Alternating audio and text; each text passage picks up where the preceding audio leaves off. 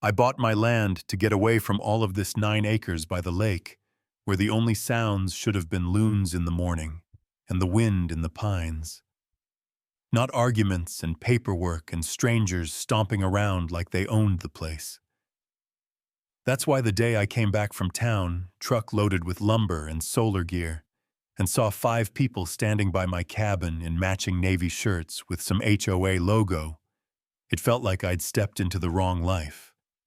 They had clipboards, tablets, one guy snapping photos like it was his job, and front and center was a blonde woman with a tight bun and the kind of smirk that says she's about to tell you how the world really works.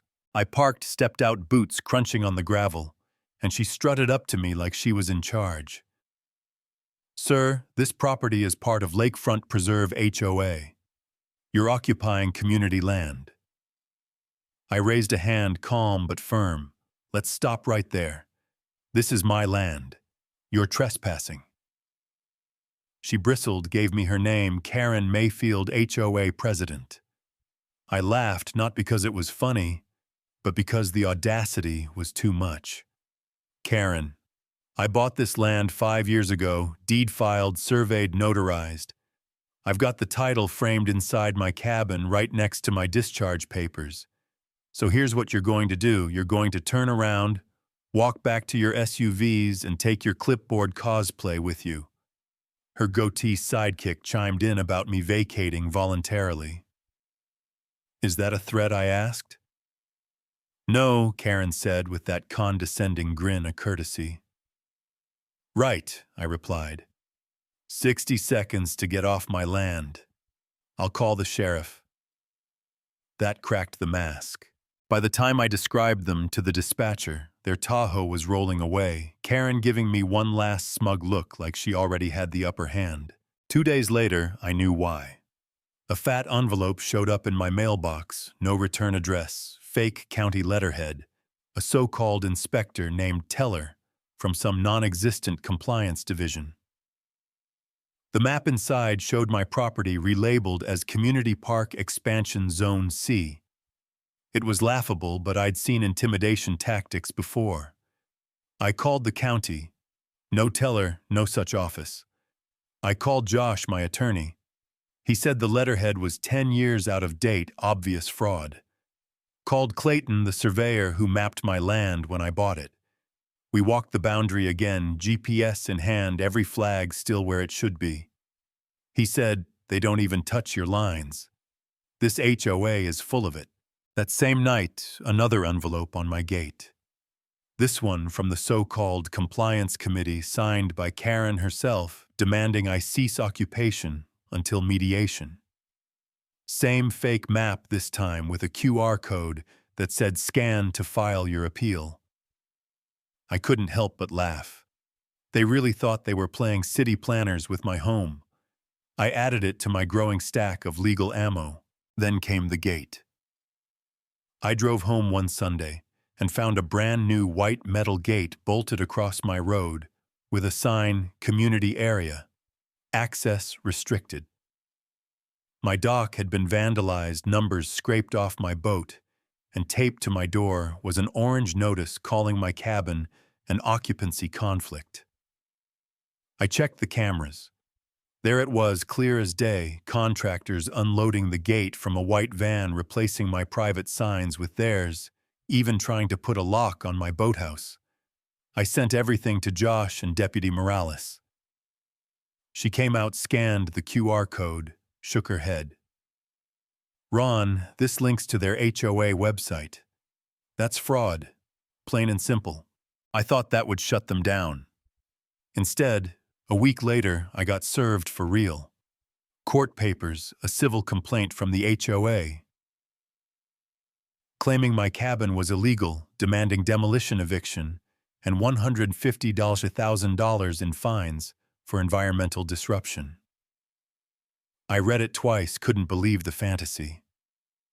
Josh laughed until he had to set the phone down, then called in backup. Deanna Fox, a litigator with a reputation for tearing apart corporate fraud. She looked at the filing and said, "They just handed us the match. Let's light the fire." We countersued backed with my deed surveys footage, and we forced them to produce their original charter. And that's when the whole house of cards came down. They stalled, begged for extensions, claimed their office had flooded. When they finally turned something in, it was a mess. Blurred signatures, mismatched handwriting, sticky notes left on scanned pages. Deanna's team had a handwriting expert confirm it. Karen's signatures were forged, not once but 3 different ways. Meanwhile, my buddy Tucker, who runs a blog on property rights, dug up proof Karen had pulled the same stunt 5 years ago. On a parcel north of me, drove the owner out, got her friends to buy it cheap. Then a board member, Derek, broke ranks, handed over emails where Karen admitted my land was never part of the HOA. She called her plan bureaucratic fatigue, drowned me in paperwork until I gave up. One subject line said it all: push him out before winter. When Judge Lee finally sat down with the evidence, she didn't waste time. Deanna laid it out. The forged signatures, the trespassing footage, the fake notices, the county complaints Karen's brother filed from inside the planning office. The judge leaned back and said, "Miss Mayfield, I strongly suggest you get criminal counsel. This borders on conspiracy." Karen tried to speak, but Deanna dropped one last hammer: proof of her past land grab. That was it. The judge ruled I was the sole rightful owner, ordered the HOA to cease all claims, pay me $330,000 in damages, and then turned to the bailiff, "Detain Miss Mayfield." You should have seen the room. Gasps, whispers, neighbors shifting uncomfortably because they realized their HOA president had been playing Monopoly with their lives.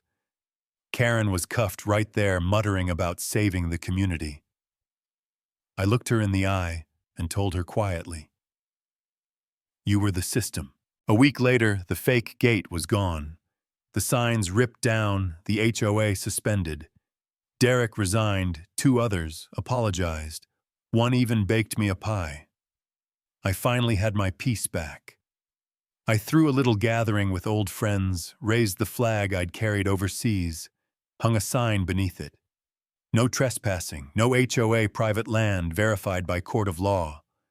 We grilled, we laughed, and for the first time in months I felt like my land was truly mine again. But here's the thing that sticks. I fought back, but not everyone can. Karen had pulled this before and won because most folks don't have the time or money or stubbornness to drag it through court. That's the part that eats at me. How many others just gave up, sold out cheap, or lived under that constant pressure? You know what I mean? So tell me, what do you think? Are HOAs just out of control power trips? Or do they serve a purpose I can't see? Have you ever been on the wrong end of their rules, or watched a neighbor get pushed around? Drop your stories in the comments, because I think this is bigger than just my land. And if you believe in standing your ground, hit like, subscribe, and share this video, because survival rate always goes up with legal literacy. Word count: 130, natural range for 8 to 10 min at 0.9x pace.